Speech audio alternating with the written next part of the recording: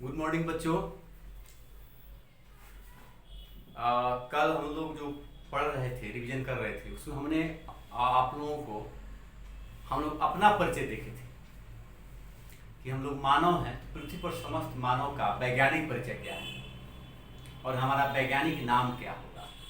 ठीक है, और उम्मीद है कि आप लोगों को ये समझ में आया भी होगा कि हम लोग का वैज्ञानिक परिचय क्या है, हम लोग का पूर्ण वैज्ञानिक परिचय क्या है, हम लोग का वैज्ञानिक नाम क्या है और वैज्ञानिक नाम में किन किन नामों को जोड़कर वैज्ञानिक नाम बनाया जाता है। और वैज्ञानिक नाम जो दिया गया द्विनाम पद्धति, मतलब बाइनोमियल नोमेनक्लेचर कैरोलस लिनियस के द्वारा, वो क्या होता है, ये बात हम लोगों ने कल पढ़ा समझा। आज हम लोग देख रहे हैं उसी कड़ी में, जैसे हम लोग के यहाँ एक कॉमन प्लांट है, जैसे कि हमारे यहाँ लगभग सबके यहाँ आम का पेड़ होगा और लगभग शायद ही कोई होंगे जो आम नहीं खाते होंगे हमारे आसपास में, क्योंकि आम की बहुत सारी वैरायटियाँ होती हैं। कुछ लोग हैं कोई आम खाता है कोई दूसरा, लेकिन आम नहीं खाने वाले लोग बहुत कम होंगे। ऐसे फलों का राजा भी कहा जाता है आम को। तो आज हम लोग आम का वैज्ञानिक परिचय जानेंगे। जैसे हम लोग मानव का वैज्ञानिक परिचय जाने, उसी तरह से आम एक कॉमन है जो आपके सिलेबस में, उसका वैज्ञानिक परिचय। ऐसे बहुत सारे फल हैं, बट फलों का राजा आम कहा जाता है, इसलिए आम के बारे में। अब आपसे कोई कहेगा कि आम की प्लांट का वैज्ञानिक परिचय क्या है। तो एक और छोटी सी बात है, हम बार बार जो वर्ड कर रहे हैं साइंटिफिक इंट्रोडक्शन, वैज्ञानिक परिचय, तो वैज्ञानिक परिचय में जैसे वैज्ञानिक नाम दिया जाता है। अगर जंतु है तो उसका जूलॉजिकल नाम होगा, और पौधा है तो उसका बोटानिकल नाम होगा। ये वैज्ञानिक नाम क्यों देना पड़ा, या वैज्ञानिक नाम का महत्व क्या है, थोड़ा सा समझना चाहिए हम लोगों को। अब देखिए ना, हम बात करते हैं, कॉमन एग्जाम्पल ले लीजिए, जैसे हम लोग अमरूद करते हैं, तो अमरूद एक कॉमन नाम हुआ। सुदूर देहात में जाइएगा तो बच्चे उसको रूनी करते हैं, हमारे यहाँ भोजपुरी में, चंपारण जिला में। आप बंगाल में जाइएगा, कोलकाता में, तो वहाँ कहा जाता है प्यारा खाओ, प्यारा बोला जाता है अमरूद को। अब बंगाली लोग प्यारा बोलते हैं, हम लोग हिंदी भाषी लोग अमरूद, गांव में लोग रूनी बोलते हैं। मान लीजिए मराठी भाषा में उसको दूसरा कुछ कहा जाता है, तमिल में कुछ और कहा जाता है, कन्नड़ में कुछ और कहा जाता है, तो कन्फ्यूजन तो हो सकता है। ठीक उसी तरह से जैसे आपका घर का नाम पिंटू हो, दादाजी आपको पिंटू बुलाते हैं, नाना जी आपका नाम मुन्ना रख दिए हैं, माँ आपको छोटू बुलाती है, आप और आपका सर्टिफिकेट नाम राहुल कुमार है। तो व्यक्ति तो एक ही है, नाम अलग अलग है, लेकिन आप जहाँ भी ऑफिशियल वर्क में या पढ़ाई लिखाई में, जहाँ भी ऑफिस वाला कार्य में या जॉब में, जहाँ भी दीजिएगा, किस नाम का चर्चा कीजिएगा, तो राहुल कुमार का। ना आप छोटू का नाम दीजिएगा, ना मुन्ना का, ना पिंटू का। बात समझ में आ रहा है। ठीक उसी तरह से अब मान लिया जाए पूरे देश के जब वैज्ञानिक लोग हैं, ठीक है, तो वैज्ञानिक अगर पूरे देश के हैं तो अब मान लो उस पर कि वहाँ अमरूद पौधा पर ही बात करना हो, तो कोई अमरूद का बात करेगा, कोई रूनी का, कोई प्यारा का बात करेगा, कोई गुआभा का बात करेगा, वहाँ गड़बड़ हो जाएगा। तो वैज्ञानिक नाम ध्यान दीजिए, चाहे जंतु हो या पौधा, वैज्ञानिक नाम जिसको दिया जाता है ना, वह खास नाम उसके अलावा अब तक के ज्ञात किसी भी जीव को नहीं दिया जाता है। जैसे एज फॉर एग्जाम्पल हम अमरूद का बात कर रहे थे, तो अमरूद का वैज्ञानिक नाम है सीडियम गुआजाभा। क्या नाम है उसका? सीडियम गुआजाभा। तो सीडियम गुआजाभा जो अमरूद का वैज्ञानिक नाम है, वह नाम अब तक के ज्ञात किसी भी पौधा का नहीं होगा। बात समझ में आ रहा है। अब धान का नाम है ओरिजा सटाइवा, ठीक है, गेहूं का अलग नाम है ट्रिटिकम एस्टिवम। तो ये जो ओरिजा सटाइवा जो वैज्ञानिक नाम है, वो अब तक के ज्ञात सिर्फ और सिर्फ धान का ही होगा। और वैज्ञानिक जो आपस में बात करेंगे वो ओरिजा सटाइवा पर, जो भले उसका कॉमन नाम, सामान्य नाम, क्षेत्रीय नाम अलग अलग हो, लेकिन वैज्ञानिक नाम एक होता है। और वह खास नाम ओरिजा सटाइवा पृथ्वी पर मौजूद किसी भी अन्य पौधा का नहीं होगा सिवाय पैडी यानी कि धान के पौधा का। ठीक है।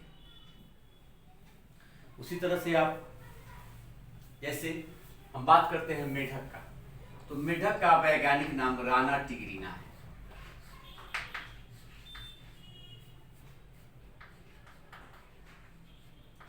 क्या नाम है मेढक का वैज्ञानिक नाम? राना टिग्रिना। इसमें ये नाम जेनेरिक है, वंश का नाम है, और ये नाम स्पीशीज है, जाति का नाम है। ये किसका कॉमन नाम है? फ्रॉग। अब देखिए फ्रॉग हो गया इंग्लिश नाम, हम लोग हिंदी में मेढक कहते हैं। गांव में देखिएगा, भोजपुरी में गांव के लोग और भी कुछ दूसरे नाम से जानते हैं, लेकिन अब ये इंग्लिश नाम है। फ्रेंच में कुछ अलग हो सकता है, रशियन में अलग हो सकता है, हमारे यहाँ इंडिया में ही तमिल में अलग, मराठी में अलग, कन्नड़ में अलग, मलयालम में अलग। ठीक है, फ्रॉग। लेकिन इसका ये कह रहा है जो नाम है, जो मेढक जो नाम है इसका, सपोज इसका जो मेढक नाम दे रहे हैं, तो कह रहा है कि यह नाम बदल सकता है। यह नाम राज्य के हिसाब से, क्षेत्र के हिसाब से, भाषा के हिसाब से बदल सकता है। बट यह जो नाम है राना टिग्रिना, ये अब तक के ज्ञात जितने जंतु हैं उसमें सिर्फ और सिर्फ फ्रॉग का ही वैज्ञानिक नाम है, बस याद रखना। और इस नाम में खास विशेषता है, पहला नाम वंश से लिया गया, दूसरा नाम जाति से लिया गया, जेनेरिक लिखा दूसरा। तो ये वैज्ञानिक नाम का महत्व है। बात समझ में आया? अब हम लोग आगे बढ़ते हैं जो हमको चाहिए। तो हम आज बात करते हैं मैंगो के बारे में। आम क्या है? सबसे पहले आम का जो पौधा है, आम कहाँ से मिलता है? आम के पौधा से। तो आम जंतु है कि पौधा?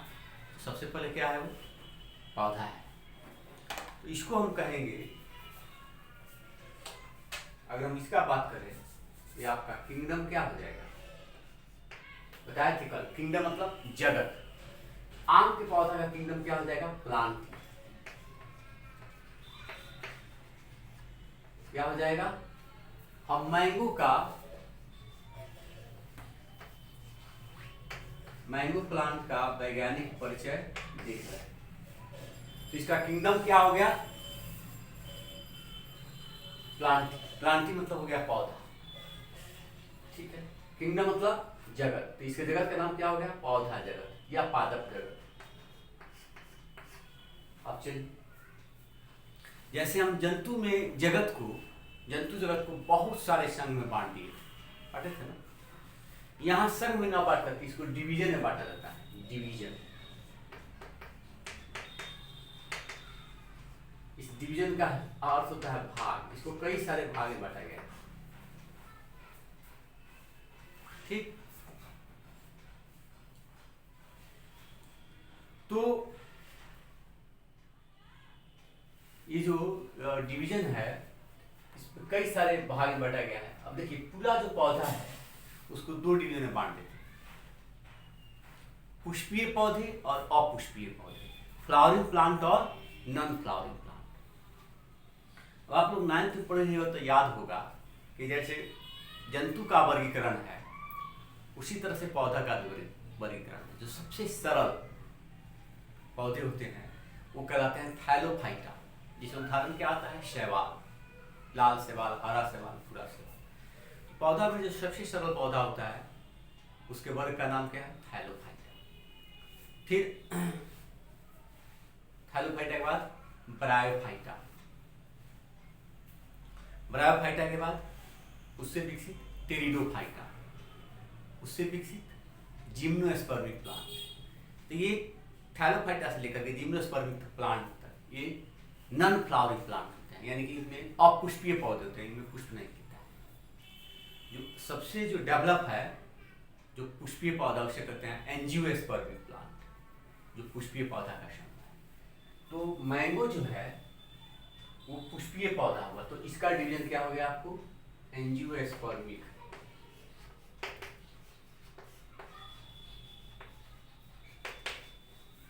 क्या हो गया?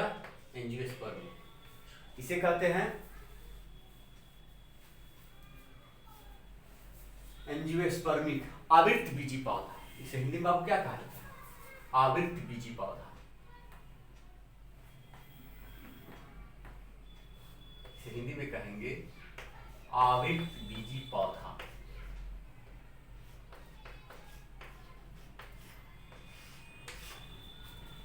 यानी कि अब तक हम क्या परिचय जाने कि आम एक पौधा है जो आवृत्त बीजी डिवीजन में बिलोंग करता है। आवृत्त बीजी। अब आवृत्त बीजी का मतलब क्या हुआ? आवृत्त बीजी का मतलब हुआ कि ये ऐसा पुष्पीय पौधा है जिसमें बीज बनता है और उसका बीज बीज आवरण से घिरा रहता है। बात समझ में आया? आवृत्त बीजी मतलब ये ऐसा पुष्पीय पौधा है जिसमें बीज बनेगा। कब बीज बनेगा? लैंगिक जनन के फलस्वरूप, सेक्सुअल रिप्रोडक्शन के फलस्वरूप इसमें बीज बनेगा और यह बीज एक आवरण से घिरा होता है, इसे कहा जाता है बीजावरण, या अंग्रेजी में कहते हैं क्या? ये अंदर में सीड हो गया। अंदर में क्या हो गया? सीड। और बाहर क्या हो गया? Seed coat. जैसे आप चना हम लोग अंकुरित बाबू कर देते हैं। चना रात में पानी भिगा दीजिए और चना, मटर, मूंग, मूंगफली सुबह में उसका आप छिलका हटाते हैं ना चना का, वो छिलका क्या हो गया? बीज आवरण हो गया। तो इसमें ये ऐसा पुष्पीय पौधा हुआ जिसमें बीज बनता है और क्या खास बात? तो बीज आवरण से ढका रहता है। क्योंकि एक दूसरा भाग भी होगा जो जिम्नोस्पर्मिक होगा। क्या होगा? जिम्नोस्पर्मिक। अब फिर इस एंजियोस्पर्मिक जो ये डिवीजन है इसको बहुत सारे क्लास में बांटा गया है। या आप यूं कह दे दीजिए कि इस एंजियोस्पर्मिक को जो डिवीजन है एंजियोस्पर्मिक, जो फ्लावरिंग प्लांट का डिवीजन है, पुष्पीय पौधों का भाग हुआ, अब इसको दो क्लास में बांटा गया है जनरली। ये जिस क्लास से बिलोंग करता है उसका नाम है डाइकोटिलिडी।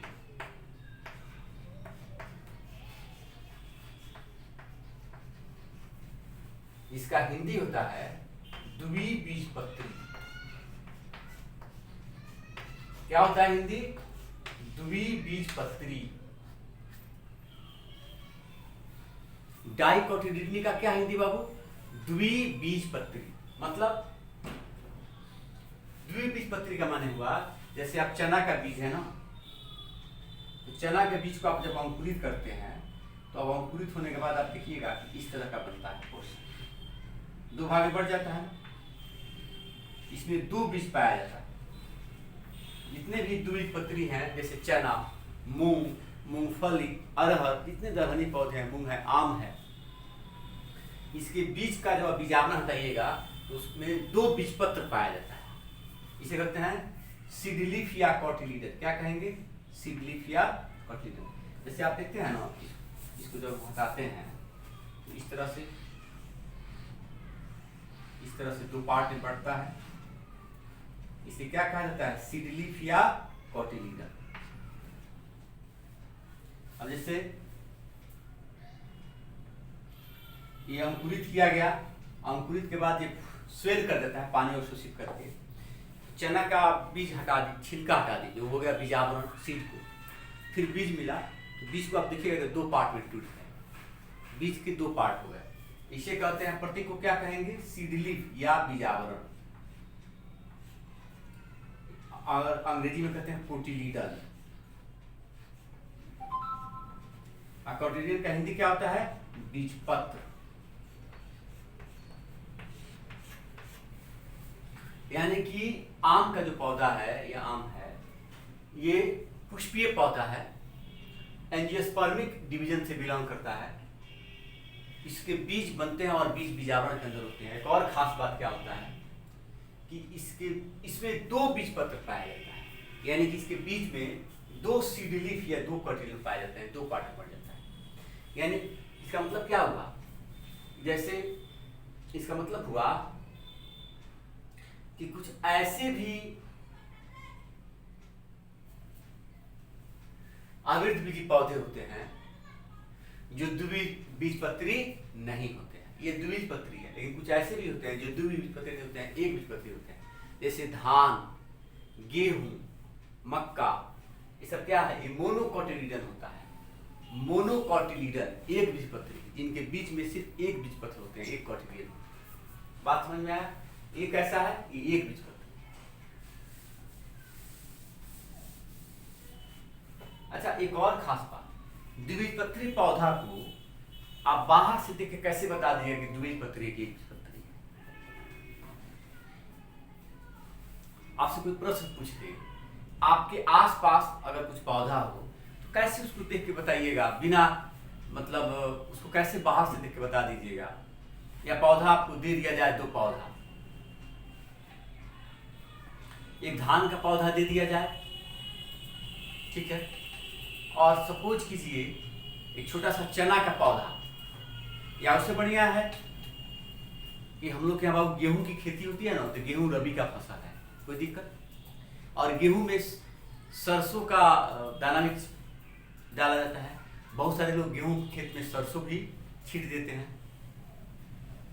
तो गेहूं आपका एक बीजपत्री पौधा होगा, लेकिन सरसों द्विबीजपत्री पौधा है। तो आप गेहूं का एक पौधा लीजिए, मिट्टी से उखाड़ लीजिए, और सरसों का एक पौधा मिट्टी से बाहर निकाल दीजिए। दोनों को देखकर कैसे बताइएगा उसमें एक बीजपत्री कौन है, द्विबीजपत्री कौन है? तो देखिए, दो खास बात है जिसको आप देख करके बता सकते हैं दोनों का पहचान, एक बीजपत्री का, द्विबीजपत्री का पहचान बता सकते हैं। कहता वो कि जो हम इसका जानते हैं कि जो द्विबीजपत्री होंगे ना, उनके पत्ता में जो शीरा विन्यास होगा, वो द्विबीजपत्री जो होंगे उनके पत्ता में जो शीरा विन्यास होगा, शीरा विन्यास समझ रहे हैं आप? शीरा विन्यास जो होगा वो जालिकावत होता है। कैसा होता है? जालिकावत शीरा विन्यास होगा, जाली जैसा शीरा विन्यास। रेटिकुलेट वेनेसन कहा जाता है, या जालिकावत शीरा विन्यास, या रेटिकुलेट वेनेसन। इसमें होगा ये द्विबीजपत्री है, जैसे आम के पौधा में होगा। जितने आपको द्विबीजपत्री चना, मूंगफली, अरहर जितने होंगे, सब में ये जालिकावत शीरा विन्यास। पत्ता से आप देख के बता सकते हैं कि द्विबीजपत्री कौन है, एकबीजपत्री कौन है।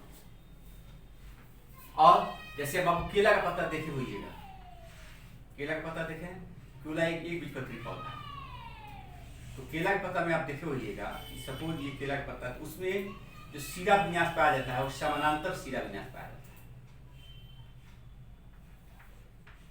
केला के पत्ता में शीरा विन्यास कैसा पाया जाता है? समानांतर।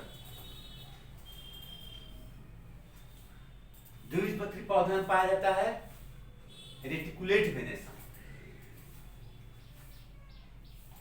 जालिकावत या रेटिकुलेट वेनेसन, या जालिकावत शीरा विन्यास।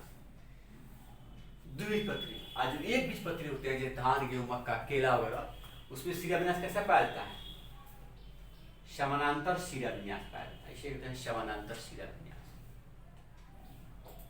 तो पत्ता देख करके बता सकते हैं कौन द्विबीजपत्री और कौन एकबीजपत्री है। एक और खास बात, अब आप इनका जब जड़ देखिएगा तो जो द्विबीजपत्री पौधा का जड़ होगा उसमें मूसला जड़ होगा,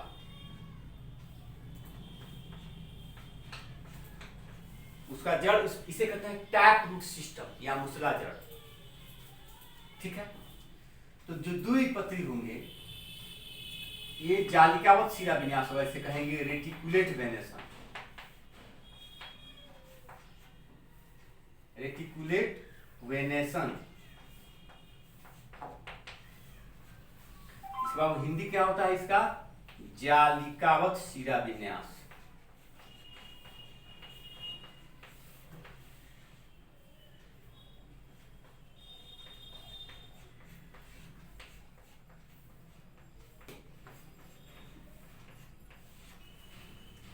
ठीक है। इसमें क्या होता है, ये किसका है, ये डाइकॉट का है। अब मोनोकॉट में क्या होता है, इसे कहते हैं पैरेलल वेनेशन। पैरेलल वेनेशन, इसका हिंदी क्या होगा, समानांतर शिरा विन्यास।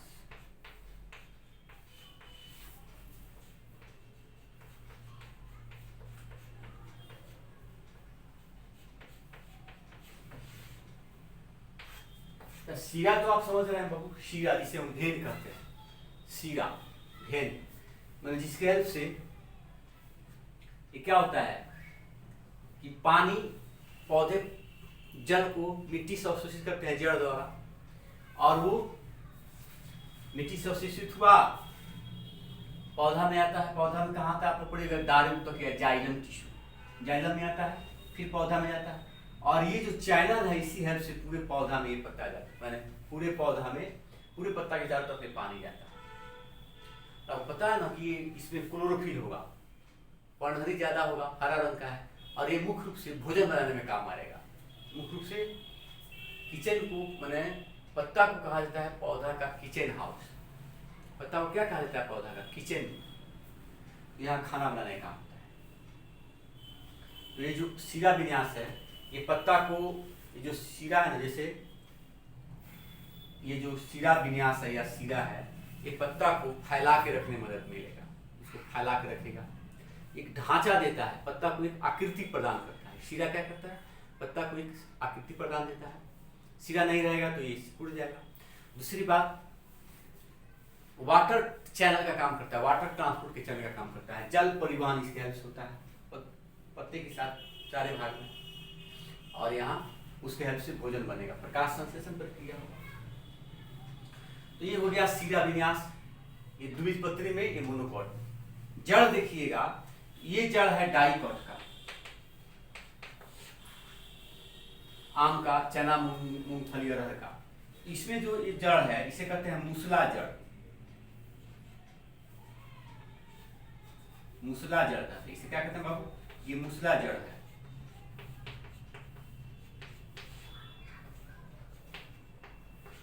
इसे कहते हैं टैप रूट।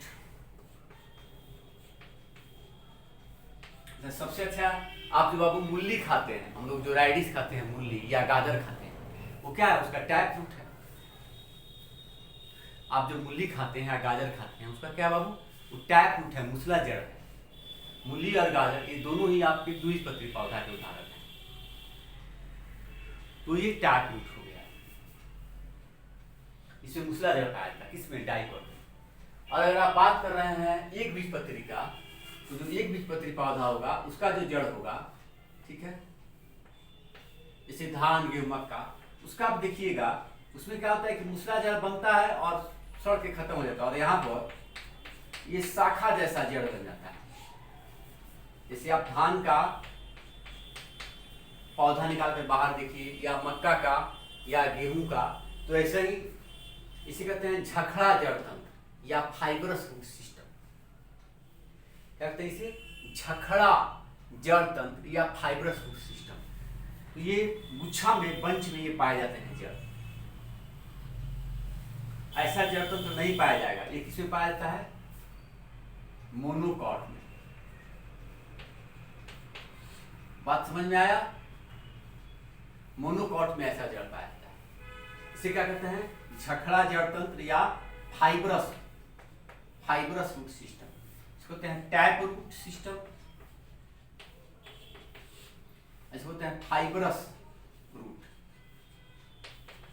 इन्हें कहते हैं झखड़ा जड़ तंत्र, झखड़ा जड़ तंत्र। झखड़ा कहते हैं मोनोकॉट में, जो धान गेहूं मक्का में जो जड़ होता है वो गुच्छा में होता है, ठीक है। इसे कहते हैं झखड़ा जड़ तंत्र या फाइबरस रूट सिस्टम। जबकि जो द्विबीजपत्री है, जिसका हम उदाहरण ले रहे हैं, उसमें मूसला जड़ होता है।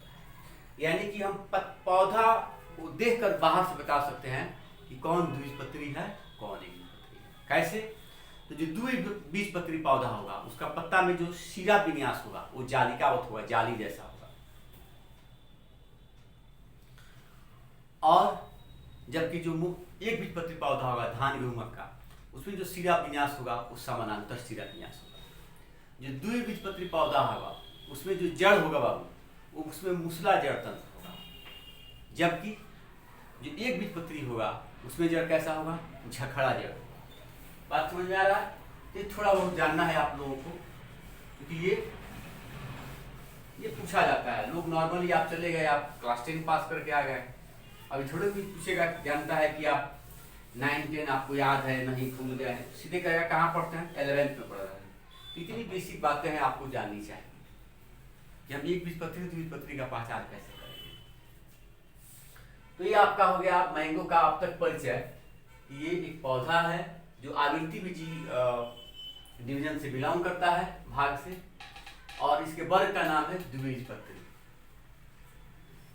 अब देखिए, अब इसमें भी तो अभी बताया हम बहुत सारे पौधे होते हैं, जैसे सरसों भी इसी में आता है, सारे दलहनी पौधे, आम, ये सारे इसी में आ जाते हैं। यानी कि वैसे सारे पौधे जिसका बीज 2 भाग में बढ़ जाए वो द्विबीजपत्री होते हैं। तो बहुत सारे हैं ना, हजारों वैसे पौधे हैं। तो सिर्फ वो करने से काम चलेगा? इसको बहुत सारे वर्ग में, इस वर्ग को बहुत सारे ऑर्डर में बांटा गया है।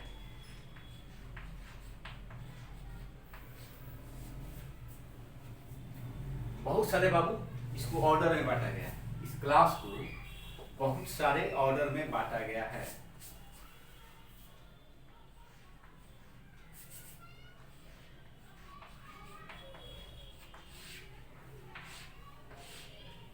बहुत सारे ऑर्डर में बांटा गया है। तो इसके ऑर्डर का नाम है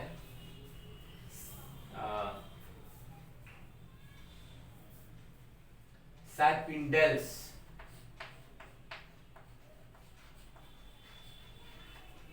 क्या नाम है इसके ऑर्डर का? सैपिंडेल्स।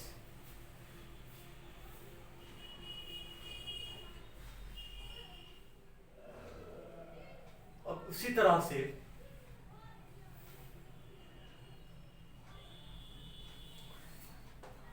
अब इसमें कुछ खास विशेषता उसके साथ में डाला गया है सैपिंडेल्स ऑर्डर में। फिर इस ऑर्डर को बहुत सारे फैमिली में बांटा गया है, बहुत सारे फैमिली में बांट दिया गया है। और आम का पौधा जिस फैमिली में रखा जाता है उसका नाम है एनाकार्डियेसी।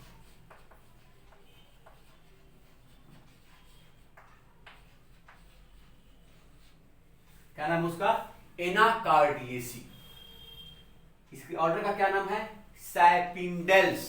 सैपिंडेल्स, हिंदी अंग्रेजी से, हिंदी में भी वही होगा, अंग्रेजी में भी वही होगा। अब फिर इसके कुल का क्या नाम है? तो एनाकार्डियेसी। बात समझ में आ रहा है? ये अलग अलग विशेषता के आधार पर समूह बनते गया। सबसे पहले पौधा में हम वैसा समूह किए जिसके बीज में आवरण हो। फिर हम वैसे अब उस जिस बीज में आवरण वाला जो पुष्पीय पौधा है उसमें से उस पौधा को अलग किए जिसके बीज में 2 भाग हो जाते हैं। फिर उसके बाद हम फिर कुछ खास विशेषता के आधार पर इसका अलग ऑर्डर बताए, फिर कुछ खास विशेषता के आधार पर इसका फैमिली बनाया, तब इसका जीनस। जीनस मतलब हो गया वंश। इसका नाम है मैंगीफेरा।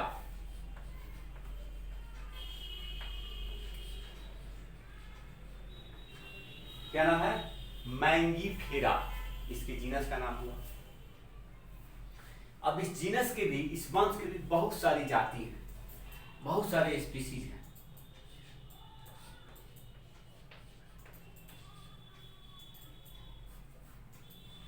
बहुत सारे स्पीसीज हैं। मैंगीफेरा जो वंश हुआ इसको बहुत सारे स्पीसीज में बांटा गया है।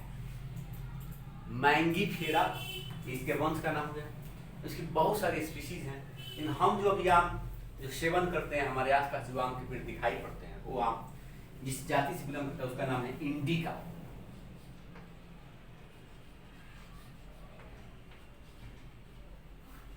क्या नाम है? इंडिका।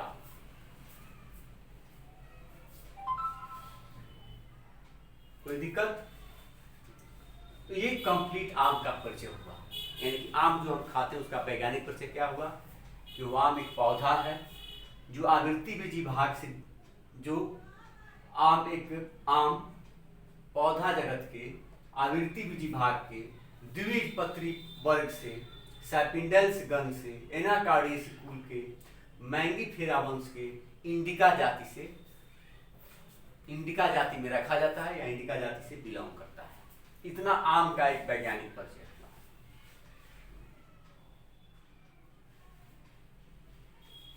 अब आपसे कल बताया गया था, पूछा जाए कि आम का वैज्ञानिक नाम क्या हुआ, तो क्या बताइएगा? आपसे पूछा जाए कि आम का वैज्ञानिक नाम क्या हुआ बाबू, तो क्या बताइएगा? कल हम बताए थे ना, मानव का वैज्ञानिक नाम होमो सैपियंस बताए थे। उसी तरह से आम का वैज्ञानिक नाम क्या हो जाएगा? Mangifera indica. आम का वैज्ञानिक नाम क्या होगा?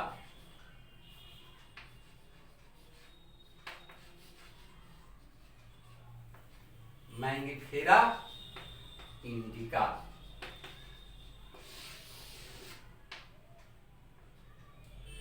मैंगीफेरा इंडिका क्या हुआ? Mangifera indica.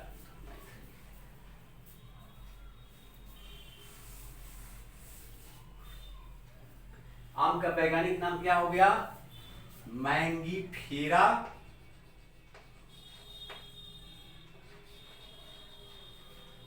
इंडिका।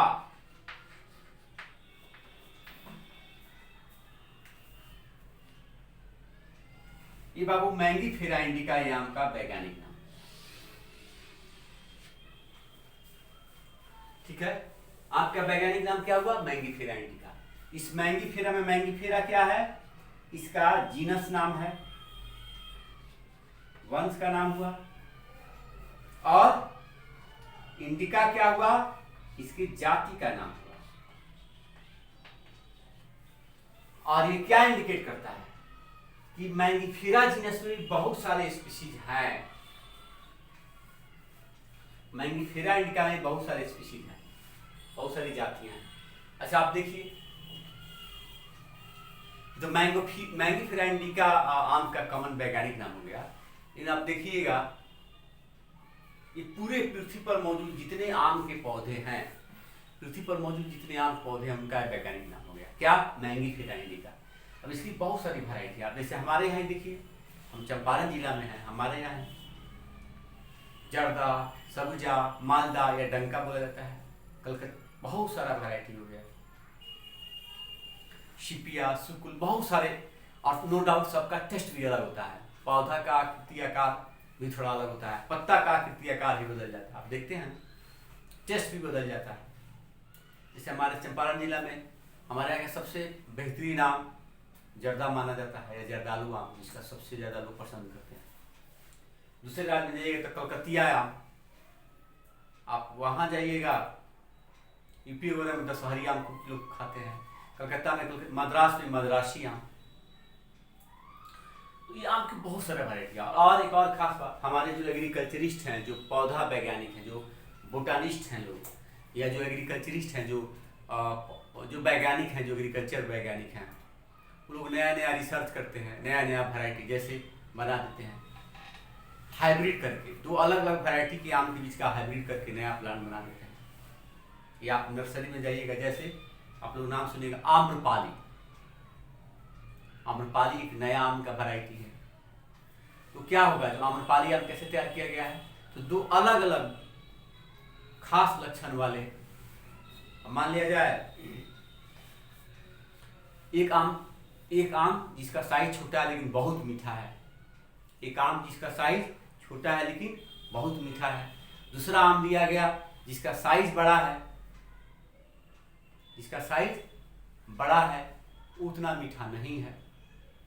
अब दोनों का क्रॉस कराया गया और एक तैयार किया गया नया वैरायटी। तो अब वैरायटी जो तैयार किया गया उसमें क्या आ गया कि दोनों वैरायटी का लक्षण आ गया।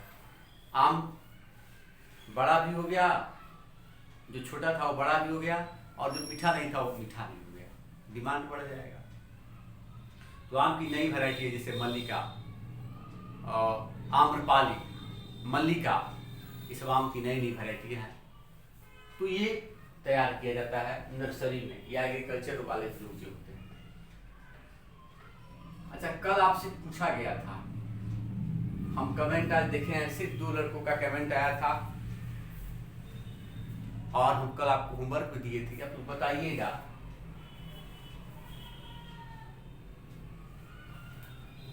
कि हम जो अब इसको मिटा रहे हैं,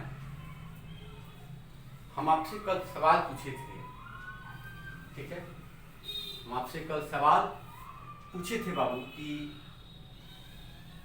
क्या होता है जब यहाँ हम ऊपर से नीचे जाएंगे, नीचे से ऊपर आ।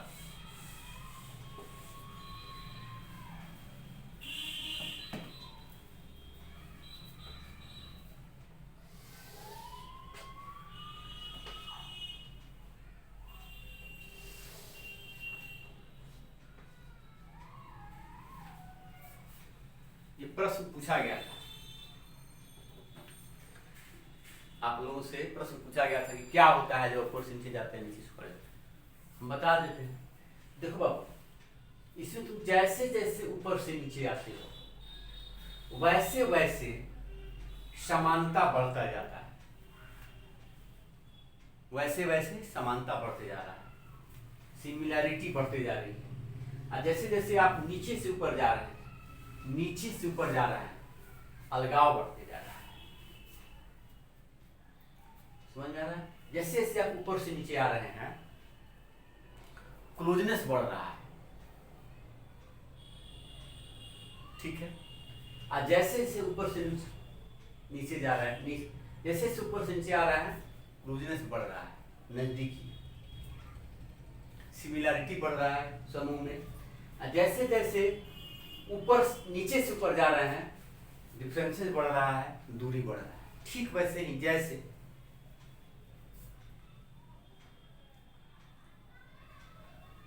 हमारा अगर परिचय पूछा जाए तो हम एशिया महादेश के, एशिया महादेश के अलावा विश्व का कोई नाम नहीं है, तो हम एशिया महादेश के, भारत देश के, बिहार राज्य के, पश्चिमी चंपारण जिला के बेतिया शहर के रहने वाले। बात समझ में आया? एशिया महादेश के, भारत देश के, एशिया महादेश में भारत देश के, बिहार राज्य के, पश्चिमी चंपारण जिला के बेतिया शहर से रहने वाले। अब बेतिया शहर का भी आप बना सकते हैं, बेतिया शहर के वार्ड नंबर 8 के रहने वाले, ठीक है। तो अब देखिए, अब आपको कोई आदमी, अब आप मान लिया जाए विदेश में रह रहे हैं, अमेरिका में रह रहे हैं, तो कोई आदमी इंडिया का मिले, केरल का मिले, ठीक है, तो उससे आपकी दोस्ती होगी, काहे? इंडिया का है। कोई आदमी बिहार राज्य का मिले तो उससे और ज्यादा दोस्ती होगी, काहे? तो आपके अपने राज्य का है। केरल वाला हो सकता है भोजपुरी नहीं जानता और हिंदी नहीं जानता। फिर एक आदमी मिले जो बिहार राज्य में पश्चिमी चंपारण जिला का, बात समझ में आ रहा है? नरकटियागंज, आप बेतिया के हो, नरकटियागंज का, या वो मोतिहारी का हो और आप बेतिया का हो, और ज्यादा नजदीकी बढ़ेगा। अब फिर कोई दूसरा आदमी मिले जो प्रॉपर बेतिया का हो, और नजदीकी बढ़ेगा। फिर दूसरा आदमी मिले जो आप ही के वार्ड का हो, और ज्यादा नजदीकी बढ़ गया। बात समझ में आ रहा है? वार्ड का आदमी ज्यादा नजदीक हुआ, बेतिया शहर का थोड़ा और दूर हुआ, जिला दूसरे जिला में आने जगह तो और दूर हुआ, दूसरे राज्य का तो और दूर हुआ, दूसरे देश का है तो और दूर हुआ। बात समझ में आ रहा है?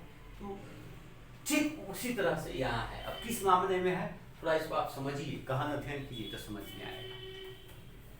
ठीक है बाबू, फिर हम लोग कल मिलेंगे, तब तक के लिए धन्यवाद।